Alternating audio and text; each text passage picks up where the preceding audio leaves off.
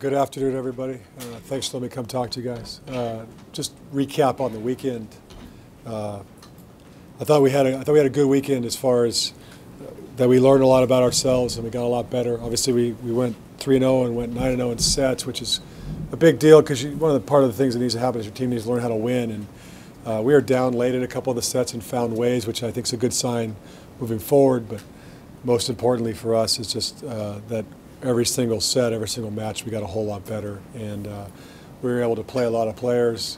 But we also got to get a couple of our freshmen that have been starters for us really acclimated to what college volleyball is. And I thought finally at the end they started to get a little bit comfortable. A little shaky on Friday night, the first match with stuff off and all that. They were definitely shaky, but otherwise I thought it was successful. We're really excited about this weekend, the Pac-12 Big Ten Challenge, it being Stanford on Friday at 5 o'clock, and then Colorado on Saturday at 5 o'clock, which will be on TV, which will be on the Big Ten Network, which is great. But both of those matches should be good challenges.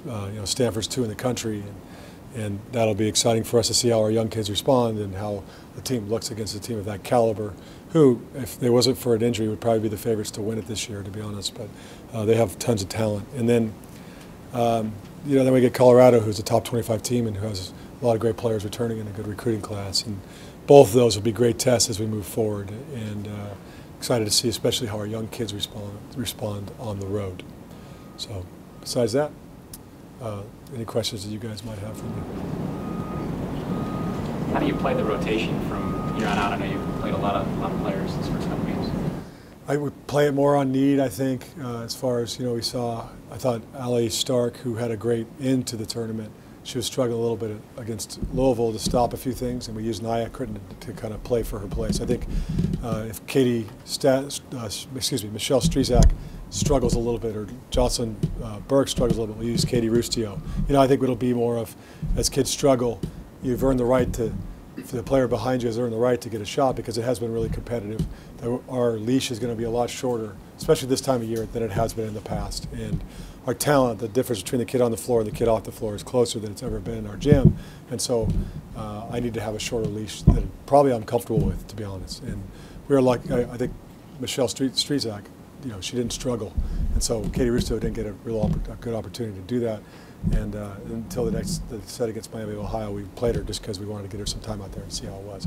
But I think all the rotations will be like that. I think it'll be more of, as kids struggle, get a chance to pull them out. So that's a good question. Yes, sir. How do you assess Jordan Palter's play, and do you foresee Alexis Williams coming back in a regular position Saturday? Well, I don't foresee it.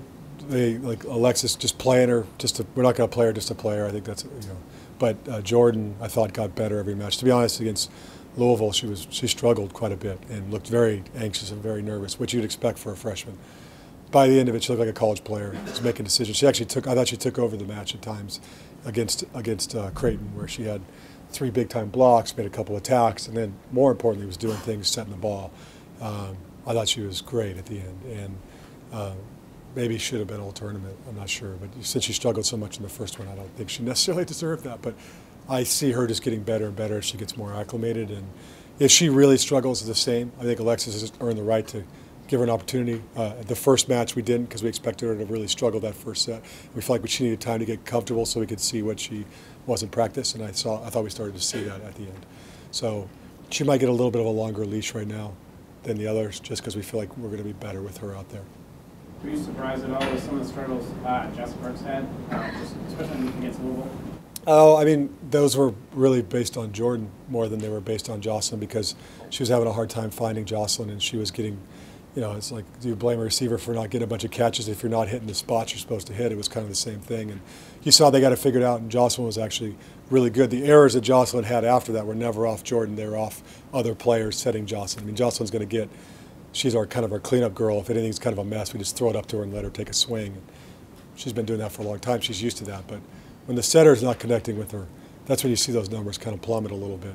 And she came out the next day in the morning at 10 and hit 500 against Miami of Ohio. I felt pretty good about that connection, and that off Jordan, it continued. She did about 385 off Jordan the rest of the tournament. So I think that'll be cleaned up. I'm not that worried about it moving forward. Any other questions? Nope. All right. Thanks, guys.